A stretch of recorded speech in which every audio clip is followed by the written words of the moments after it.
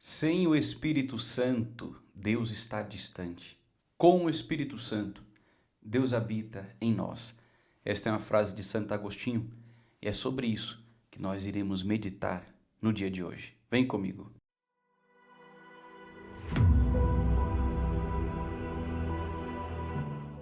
Em nome do Pai e do Filho e do Espírito Santo. Amém. Vinde, Espírito Santo, vinde por meio da poderosa intercessão do Imaculado Coração de Maria, vossa amadíssima esposa. Amém. Santa Maria, Mãe de Deus, rogai por nós. Em nome do Pai, do Filho e do Espírito Santo. Amém. Na carta de São Paulo aos Efésios, capítulo 5, versículo 18 em diante, São Paulo vai dizer assim: E não vos embriagueis com vinho, no qual está a luxúria, mas enchei-vos do Espírito Santo. Enchei-vos do Espírito Santo. Depois de ter passado todas essas semanas no combate espiritual, se purificando, lutando para também compreender qual que era a origem de muitos males, de muitos vícios que habitavam dentro do nosso coração, agora esvaziados de si, chegou o momento de nos encher. Nos encher do quê? Do Espírito Santo de Deus. Precisamos do Espírito Santo. Precisamos do Espírito Santo para viver, precisamos do Espírito Santo para orar, precisamos do Espírito Santo para trabalhar, para realizar qualquer coisa na nossa vida. É o Espírito Santo que vai nos ajudar. O Catecismo da Igreja Católica, número 797, vai dizer que o Espírito Santo é a alma da Igreja. Podemos ampliar um pouco mais essa compreensão dizendo que o Espírito Santo é a alma da tua alma, como o sopro vital que dá vida à tua vida. Então precisamos dele para que a nossa vida tenha vida. Olha que incrível, é isso que você tem que meditar no dia de hoje. Eu preciso do Espírito Santo para que eu tenha vida, e vida em abundância.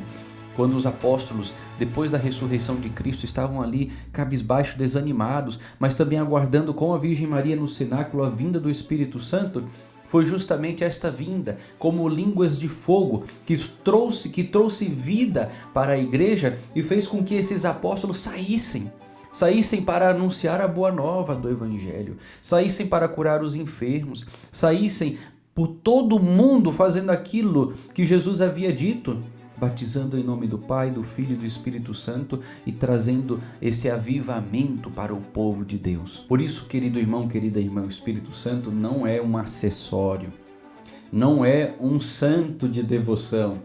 O Espírito Santo é necessário, é Deus. É a terceira pessoa da Santíssima Trindade, é Deus que vai nos conduzir e que vai nos fazer realizar na nossa vida a vontade de Deus. Para você vencer todas as batalhas espirituais da tua vida, é necessário o Espírito Santo. Se você não tiver o Espírito Santo, não adianta.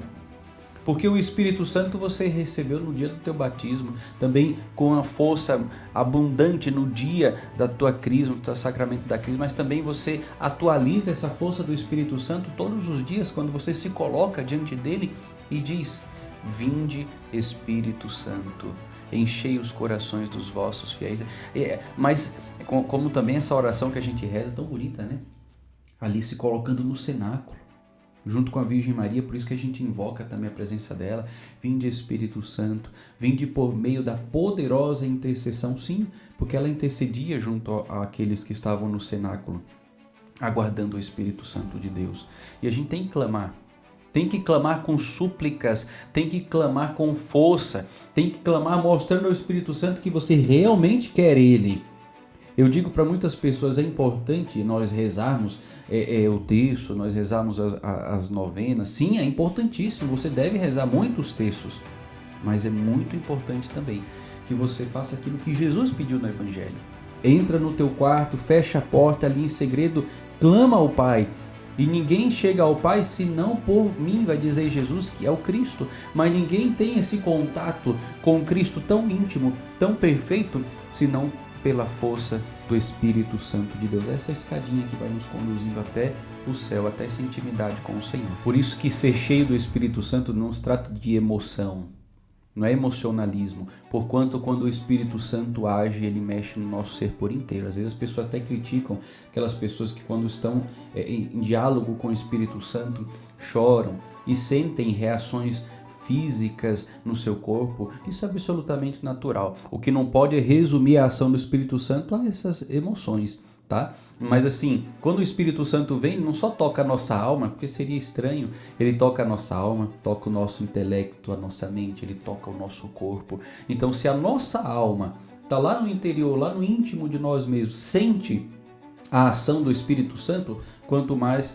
o nosso corpo também vai sentir. E vai sentir e também vai participar dessa ação do Espírito Santo. Então é absolutamente natural. O que não podemos é simplesmente resumir a ação do Espírito Santo nos efeitos exteriores, não. A ação do Espírito Santo, a principal ação do Espírito Santo está na transformação de vida, na tua vida.